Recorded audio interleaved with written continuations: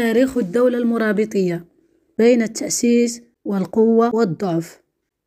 يعني منذ تأسيسها من طرف عبد الله بن ياسين بعد التفاف القبائل الصنهاجية الصحراوية حوله، ثم إلى فترة القوة على عهد يوسف بن تشافين، ثم فترة الضعف بعد وفاة يوسف بن تشافين.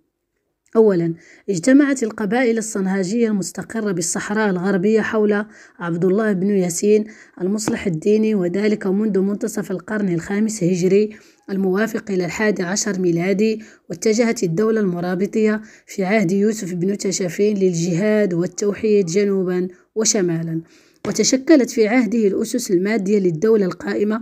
وعمل المرابطون على نشر الإسلام السني المالكي حتى أعماق الصحراء وبلاد السودان. والمقصود ببلاد السودان ليس هو السودان اليوم، بل مجموعة من الأقاليم أو المناطق في إفريقيا الغربية، منها مثلا مملكة غانا، وربطها بالمغرب الأقصى وبالأندلس في إطار وحدة دينية وسياسية واقتصادية.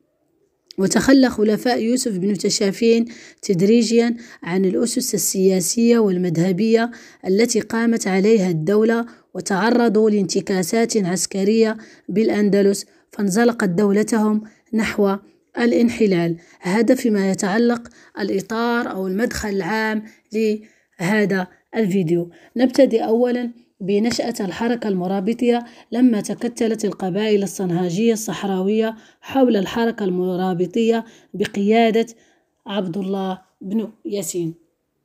انطلقت الحركة المرابطية من منطقة شنقيط بموريتانيا داخل الصحراء الغربية، وذلك عند منتصف القرن الخامس الهجري الموافق إلى 11 ميلادي. واستندت الحركة الناشئة على قبائل جدالة أو جدالة ولمتونة ومسوفة ولمطة، التي كانت من أهم فروع مجموعة صنهاج الأمازيغية المقيمة بالصحراء. وكانت هذه القبائل ترعى الإبل وتنقل البضائع التجارية بين بلاد السودان وجنوب المغرب الأقصى، وتفرض إتاوات على البضائع المارة عبر مواطن استقرارها، فجنت من ذلك كله موارد مادية هامة تمكنت بواسطتها من التوفر على مؤهلات حربية من جنود وسلاح. وتأهلت هذه القبائل الصنهاجية الصحراوية بحكم دورها التجاري وتموضعها داخل الصحراء الغربية للربط بين شمال إفريقيا وبلاد السودان، وتشكيل حلف فيما بينها، والسيطرة على الطرق التجارية العابرة لمناطق استقرارها، والهيمنة على الأقاليم الصحراوية التي تحتوي على الموارد والمراكز والأسواق التجارية الكبرى. فأصبحت مهددة للقيام بدور تاريخي عبر بلاد الغرب الإسلامي وجنوب الصحراء الكبرى، وكانت على اتصال ودراية بالظروف السياسية والاقتصادية التي يمر منها وقتئذ كل من المغرب الأقصى أي المغرب اليوم المجزأ إلى إمارات محلية، وبلاد السودان الغربي الذي تتعرض فيه مملكة غانا للتقلص والضعف. وكانت القبائل الصنهاجية الصحراوية قد اعتنقت الإسلام منذ القرن الثالث الهجري الموافق للتاسع ميلادي، إلا أنها لم تكن قد استوعبت بعض المبادئ الإسلامية. وفي سنة 440 هجرية الموافق ل 1048 ميلادية، وأثناء عودة يحيى بن إبراهيم زعيم قبيلة جدالة الأمازيغية من الحج، اتصل في القيروان أي تونس بالعلامة أبي عمران الفاسي، وطلب منه إرشاده إلى من يتولى مهمة إصلاح دين القبائل الصنهاجية بالصحراء. فوجهه أبو عمران الفاسي هذا إلى الفقيه وجاج بن زلو اللمطي المقيم ببلاد السوس بالمغرب الأقصى، والذي اختار له عبد الله بن ياسين الجزولي، أي أن عبد الله بن ياسين الجزولي أقدم إلى الصحراء من أجل جمع ولف هذه القبائل التي لم تكن تتبع بالدين ولم تكن تطبق حدود الله، بل كانت تعيش قانون الغاب القوي يأكل الضعيف، وكل شيء مباح كالسرقة والزنا إلى غير ذلك. وينتمي عبد الله بن ياسين إلى قبيلة جزولة أحد فروع صنهاجة، فكان بذلك ذا قرابة لقبائل صنهاجة الصحراوية، وكان فقيها متضلعا في الدين وأصوله، ينبذ البدع والتشيعات ويدعو لنشر الإسلام السني المبني على الأخذ بما جاء في القرآن والسنة. وبدأ عبد الله بن ياسين محاولاته الأولية وسط القبائل الصنهاجية، إلا أنه لم يجد منها في البداية ما يلبي تطلعاته، فانتقل إلى جزيرة ببلاد شنقيط، حيث أسس رباطا جمع فيه 1000 ممن أخلصوا لدعوته.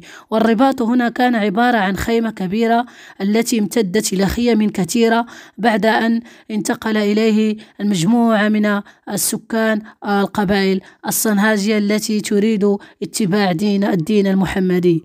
وفي هذا الرباط تفرغ أنصار عبد الله بن ياسين للعبادة والتفقه في الدين، وتوافدت عليه جموع من أنصار حركته، فكان يفقههم في الدين ويعلمهم حمل السلاح وخوض المعارك. وسمي عبد الله بن ياسين أنصاره بالمرابطين، تيمنا بالرباط، أي الخيمة التي كانوا يجتمعون فيها ويتفقهون فيها إلى غير ذلك. ومن هنا جاءت تسمية الحركة الناشئة بالمرابطية، وشبه ابن ياسين عمله هذا بالهجرة النبوية إلى يثرب. ثم تحالف ابن ياسين مع زعيم قبيلة لمتونة، وكان يدعى زعيمها يحيى بن عمر اللمتوني، وانتقلت دعوته الإصلاحية إلى حركة دينية وسياسية. وهذا نص من استقصاء لكاتبه المؤرخ الناصري الغني عن التعريف، تحدث فيه عن شخصية عبد الله بن ياسين وعلاقته بأنصاره من الأمازيغ كالتالي. فعبد الله بن ياسين كان يأمرهم، أي القبائل الصنهاجية، بالصلاة والزكاة وداء العشر، واتخذ لذلك بيت مال يجمع فيه ما يرفع إليه من ذلك، ثم أخذ في اشتراء السلاح وإركاب الجيوش من ذلك المال، وجعل يغزو القبائل حتى ملك جميع بلاد الصحراء ودلل قبائلها. قام المرابطون أيام عبد الله بن ياسين بالجهاد ضد مملكة غانا الوثنية وبتوحيد جنوب المغرب الأقصى. سنناقش في هذه الفقرة الجهاد ضد مملكة غانا الوثنية.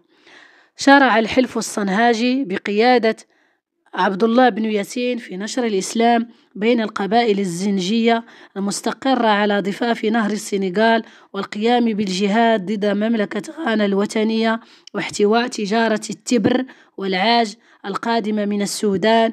وتوغلت القوات المرابطية داخل مملكة غانا سنة 446 هجرية الموافق 550 ميلادية، حيث تمكن أتباع عبد الله بن ياسين من توسيع مناطق انتشار الإسلام بين القبائل الزنجية، خاصة بين قبائل الطكرور التي اعتنقت هذا الدين الحنيف وتخلت عن أوتانها، وأصبحت حليفة قوية للحركة المرابطية، سواء أثناء قيامها بالجهاد في بلاد السودان أم أثناء انتقالها نحو المغرب الأقصى. توحيد عبد الله بن ياسين لجنوب المغرب الأقصى.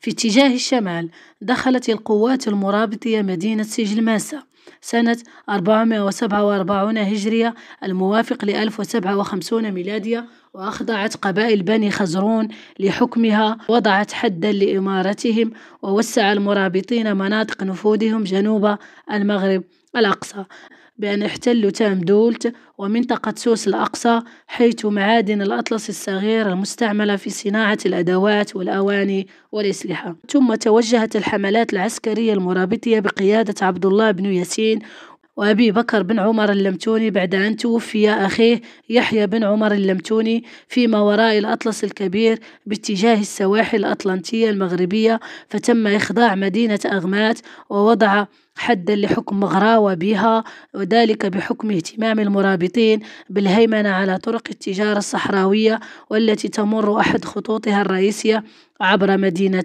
أغمات. أي أن هذه الإمارات كانت بعد ضعف الدولة الإدريسية، وهي إمارة بني خزرون وإمارة مغراوة، وبالتالي فالمرابطون دأبوا على القضاء على هذه الإمارات للسيطرة على باقي تراب المغرب الأقصى. واصلت القوات المرابطية توسعها نحو الشمال، فاصطدمت بإمارة برغواطة. إذا تعرفنا سابقا على إمارة بني خزرون، ثم إمارة مغراوة، وإمارة برغواطة. وأصيب عبد الله بن ياسين في إحدى المعارك ضد البرغواطيين، ولما حس بقرب أجله جمع أشياخ صنهاجة وترك لهم وصية. والوصية تقول كالآتي عن لسان الدين بن الخطيب في كتابه أعمال الأعلام: يا معشر المرابطين، إياكم أن تحنتوا وتفشلوا وتذهب ريحكم، كونوا ألفة على الحق وإخوانا في الله، وإياكم والمخالفة والتحاسد على الدنيا، وإني ذاهب عنكم، فانظروا من ترضونه لأمركم، يقود جيشكم ويغزو أعداءكم، ويقسم فيكم زكاتكم وأعشاركم. فتولى أبو بكر بن عمر اللمتوني قيادة الجيش المرابطي بعد وفاة عبد الله بن ياسين، إلا أنه ما لبث أن تنازل لابن عمه يوسف بن تشافين عن المغرب الأقصى، وعاد إلى الصحراء ليضمن استمرار خضوع القبائل للسلطة المرابطية، ويقوم بإخماد ثورات القبائل الزنجية بالسودان الغربي.